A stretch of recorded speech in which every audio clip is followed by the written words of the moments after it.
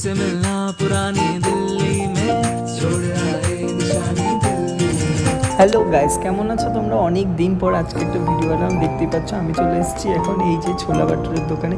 পিছনেই ছোলা বাটুরের দোকান। তো এখানে দিল্লিতে সব থেকে ফেমাস খাবার হচ্ছে ছোলা বাটুরে। আমার এত সুন্দর লাগে। আর এই যে মনিকা দিয়ে এসে গেছে।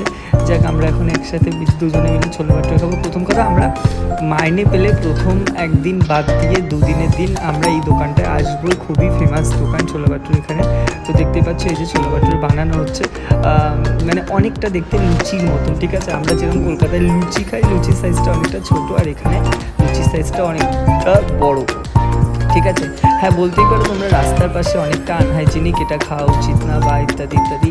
তো আমি বলবো এর টেস্ট যদি একবার পাও বন্ধুরা, যে এত সুন্দর খেতে ছোলা বাটুরে, আমি কলকাতায় কখনোই এর আগে ছোলা বাটুরে খাইনি, আমার চোখে সেভাবে পড়েও নি।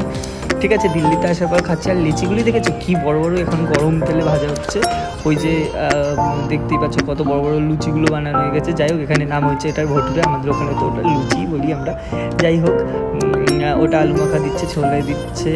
আর এখানে প্লেট দেখানো হচ্ছে যে 60 টাকা করে ছোলে বাটুর প্লেট। যেহেতু আমাদের হসপিটালের উল্টো দিকে হয় এটা, তো আমাদের 50 টাকা করে দেয়, কারণ আমরা হসপিটালের স্টাফ বলে। তো এখন খাবার দাবার আমাদের চলে এসছে, এই দেখো দিয়ে দিচ্ছে প্রথমে একটা একটা করে গরম। আর এটা হচ্ছে নান, এটা হচ্ছে নান।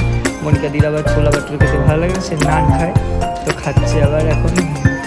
যাই হোক, তারপরে ভিডিও টিডিও বানানোর পর এই যে এলাকাটা তোমরা দেখো, মানে এই যে গাছটার জন্য তো পুরো ছাতার মতো, মানে এত সুন্দর লাগে এখানটা, কি বলবো। মানে বাইরে এত রোদ দেখতে পাচ্ছ তো, কিন্তু এখানটা এত ঠান্ডা, মনে হচ্ছে সত্যি প্রকৃতি আলাদাই বিষয়, মানে এই গাছটার জন্য। চলো, দেরি হয়ে যাচ্ছে, দেখো টানতে টানতে নিয়ে যাচ্ছে। ডেলি লাভ খাই ভাই, আজকে এদিক থেকে যাবো না।